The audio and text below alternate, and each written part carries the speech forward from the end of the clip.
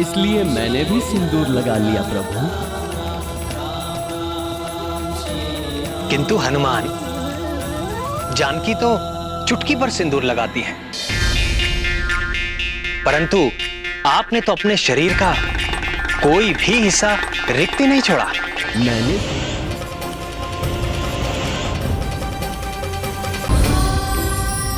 तुम्हारी मांग की सिंदूरी छटा, घटाओं से केश, दूध सा मुखड़ा, ऐसा लगता है आकाश में संध्या की लाली छा गई है और पूर्ण चंद्रमा भी उदय हो गया है। तुमको पाकर मेरे सारे स्वप्न पूरे हो गए, मैं संपूर्ण हो गया प्रिय। मेरे सिंदूर ने आज आपका मन हरा है प्राणनाथ, किंतु आपने तो पहली दृष्टि में मेरे मन का हरण कर लिया था और मैं जान गई थी कि आप ही मेरे सब कुछ हैं। वो कैसे प्रिय? आपकी रुद्राक्ष माला को देखकर भगवान शंकर और माता पार्वती से मनाती हूँ कि यह माला सदैव आपकी रक्षा करती रहे और मेरी मांग का सिंदूर सदैव दमकता रहे।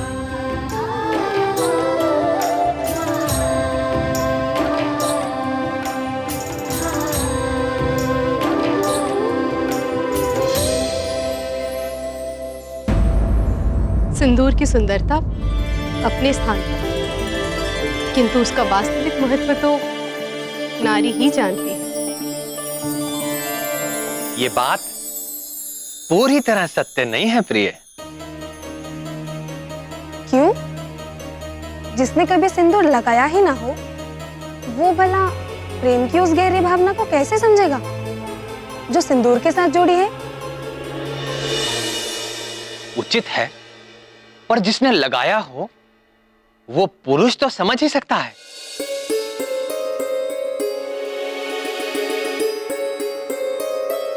हे अव्यक्त, ऐसा कौन सा पुरुष है जो सिंदूर लगाता हो?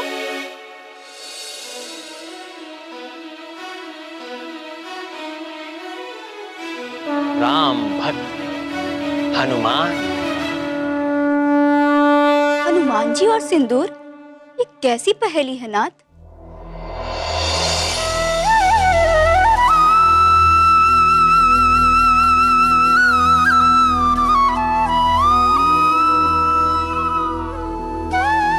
ये पहेली तो वो ही बूझे जो सिंदूर लगाती।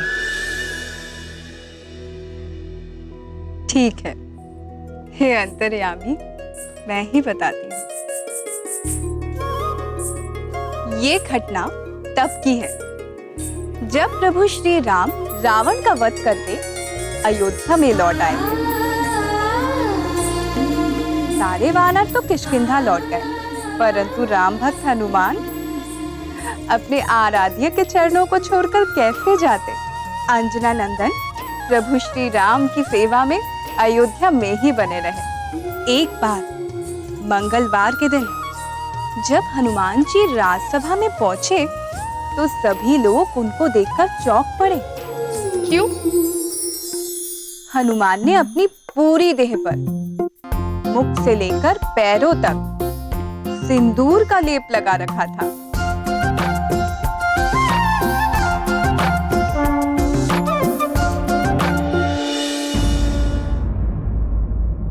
श्री रामचंद्र की, श्री रामचंद्र की, श्री रामचंद्र की, श्री रामचंद्र की।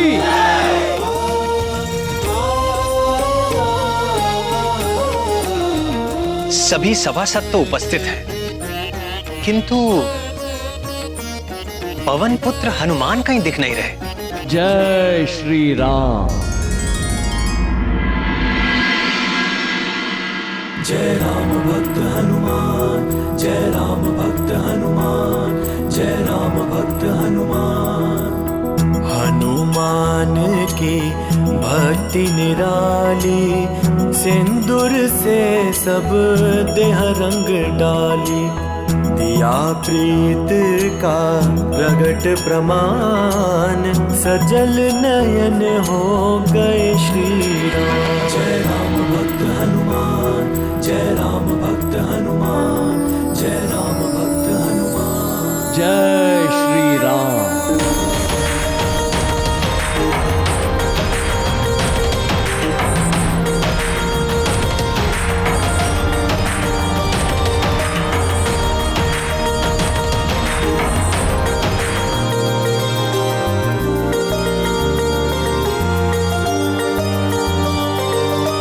क्या महाबली, आज ये कैसा स्वरूप धारण किया है आपने? आपकी प्रसन्नता के लिए प्रभु। मेरी प्रसन्नता के लिए? आपसे ये किसने कहा कि मैं किसी विशेष रूप से प्रसन्न होता हूं, और वो भी इस रूप से? ये ज्ञान तो मुझे स्वयं माता सीता से मिला है प्रभु। जानकी से? जानकी ने आपसे ऐसा क्यों कहा और कब कहा? आज प्रातःकाल संध्या वंदन के पश्चात जब मैं माता सीता से प्रसाद पाने गया,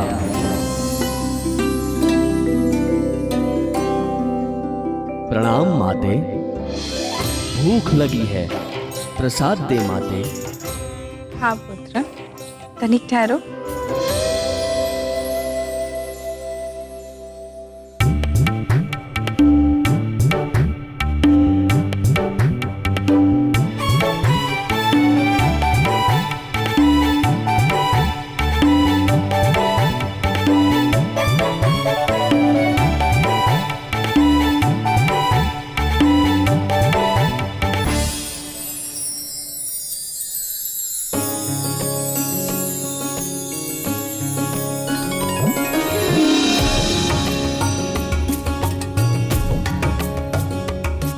माते, एक प्रश्न पूछूं?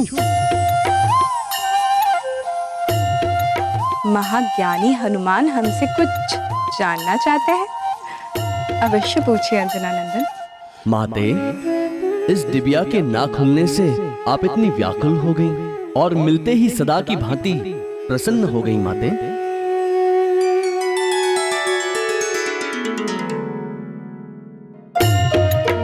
ये तो स्त्रियों का रहस्य है पुत्र, तुम्हें कैसे बता दूं? अच्छा अच्छा, उदास मत हो।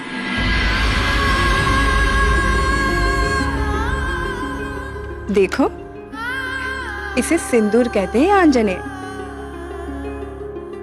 इससे क्या होता है माते? क्या होता है?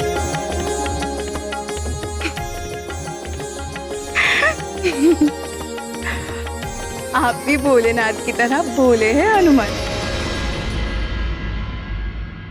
अच्छा सुनो, संसार की हर स्त्री अपने स्वामी के लंबी जीवन के मंगल कामना के लिए अपने मांग में सिंदूर धारण करती है,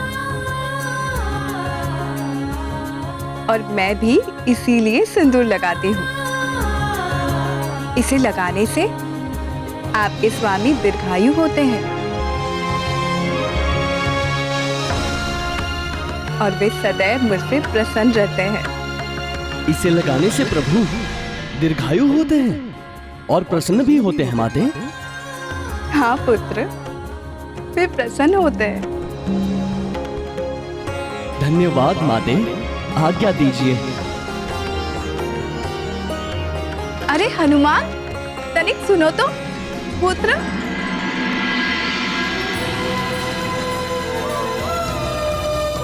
श्री राम जय राम जय जय राम, श्री राम जय राम जय जय राम।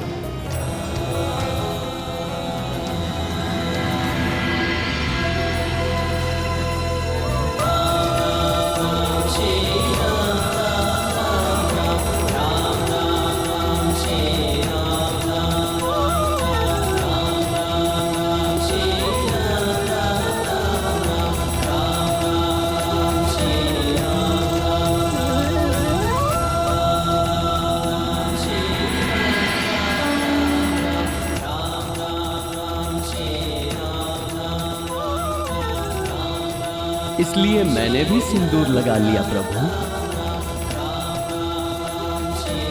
किंतु हनुमान, जानकी तो चुटकी पर सिंदूर लगाती है, परंतु आपने तो अपने शरीर का कोई भी हिस्सा रिक्त ही नहीं छोड़ा।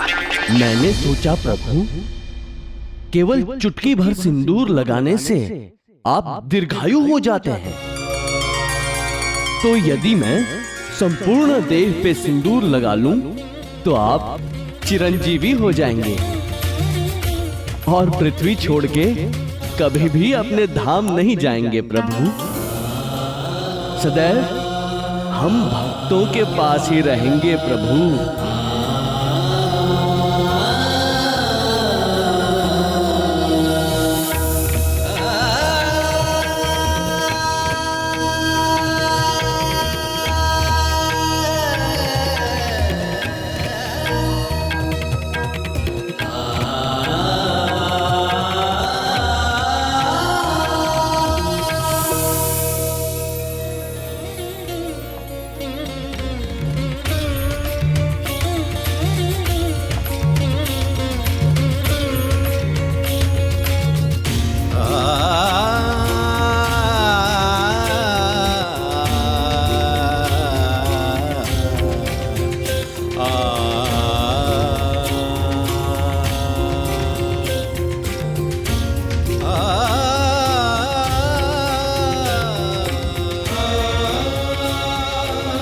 तुम्हारे हृदय की सरलता और भक्ति निराली है हनुमान। ऐसी ही भक्ति मुझे तुम जैसे भक्तों के अधीन बनाती है। आज मंगल के दिन तुमने मेरे लिए जो ये मंगल कामना की है, तो मैं वचन देता हूं महावीर कि मंगलवार को जो कोई भी तुम्हारे इस सिंदूरी रूप के दर्शन करेगा और श्रद्धा से तैल और सिंदूर अर्पित करेगा, उसके प्रति भी मैं वैसे ही कृपालु हो जाऊंगा जैसे जैसे कि तुम्हारे प्रति। जय राम भक्त हनुमान, जय राम भक्त हनुमान। पवन पुत्र का किया सम्मान, भक्तों के लिए लिया ये आन। जो हनुमत को रंगे सिंदूरी, राम करे सब इच्छा पूरी। जो हनुमत को रंगे सिंदूरी, राम करे सब इच्छा पूरी। राम करे सब इच्छा पूरी।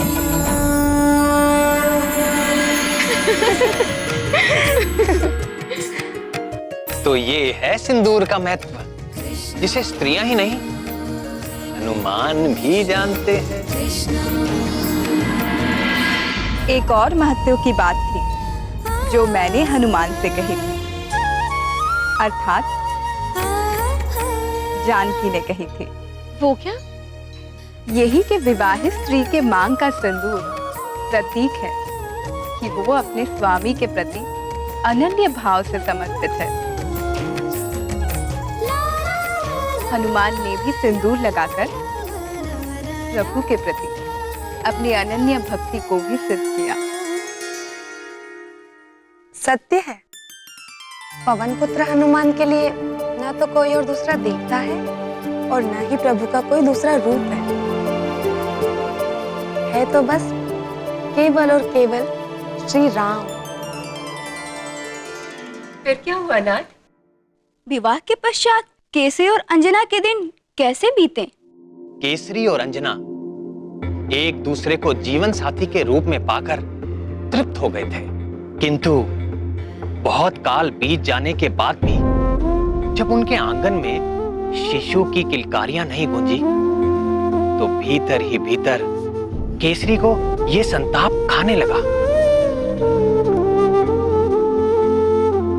संतान सुख से हीन अंजना उसका दुख समझती थी, पर वो स्वयं भी दुखी थी। वो जानती थी ना तो संतान के बिना वंश वृद्धि हो सकती है और ना ही मनुष्य को पितृ ऋण से मुक्त किया जा सकता है। पितृ ऋण चुकाए बिना स्वर्ग का द्वार कभी नहीं खुलता। धीरे धीरे संतान का अभाव उन्हें हर पल खलने लगा था।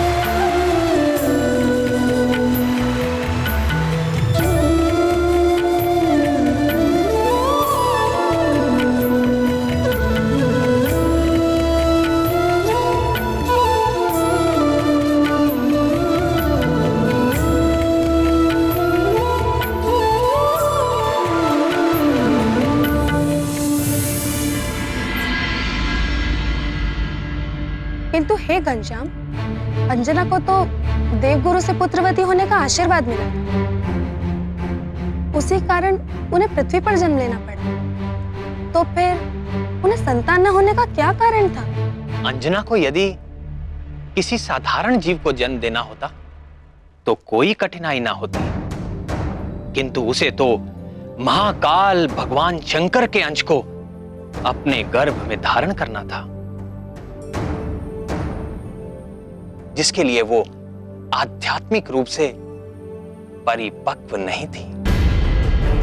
पूर्व जन्म की अप्सरा अंजना स्वर्ग लोक से आई थी। स्वर्ग भोग विलास का लोक है, तप का नहीं। और अंजना को हनुमान को जन्म देने के योग्य बनने के लिए तपस्या की आवश्यकता थी। तपस्या? किंतु कैसे?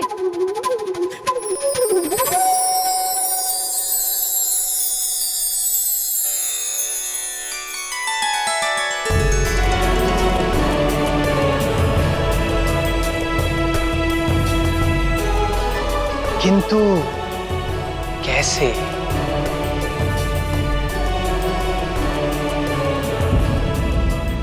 तपस्या? किंतु कैसे?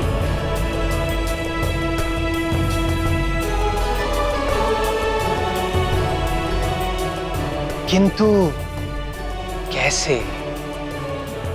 यही बात तो केसरी और अंजना भी जानना चाहते थे कि वो संतान पाने के लिए क्या करें, कैसे करें।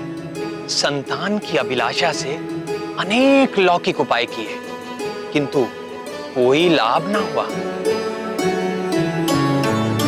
तब उन्होंने अपनी समस्या के अलौकिक समाधान को जानने के लिए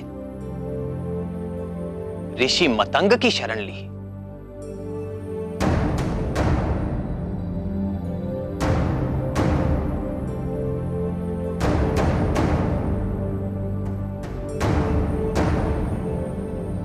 ये वही ऋषि मतंग थे जिन्होंने मेरे राम अवतार के समय परम भक्त शबरी का मार्गदर्शन किया था।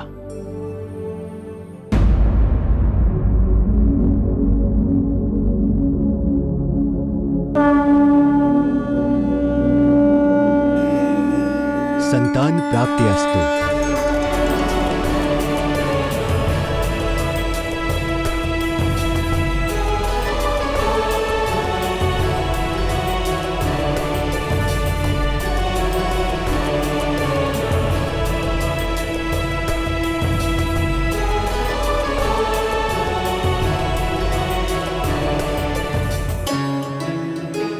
तुम दोनों ऐसे चकित भाव से मुझे क्यों देख रहे हो? आपने तो बिना मांगे ही हमें मनचाहा वर दे दिया। अब एक समाधान और कर दे ऋषिवर। हम जानना चाहते हैं कि हमें यह सौभाग्य कब प्राप्त होगा। केसरी, तुम्हारी मनोकामना अवश्य पूर्ण होगी, परंतु देवाधिदेव भगवान शंकर का आशीर्वाद प्राप्त करने के पश्चात भगवान भोले शंकर को प्रसन्न करने के लिए अंजना को 12 वर्षों तक कठिन तपस्या करनी होगी।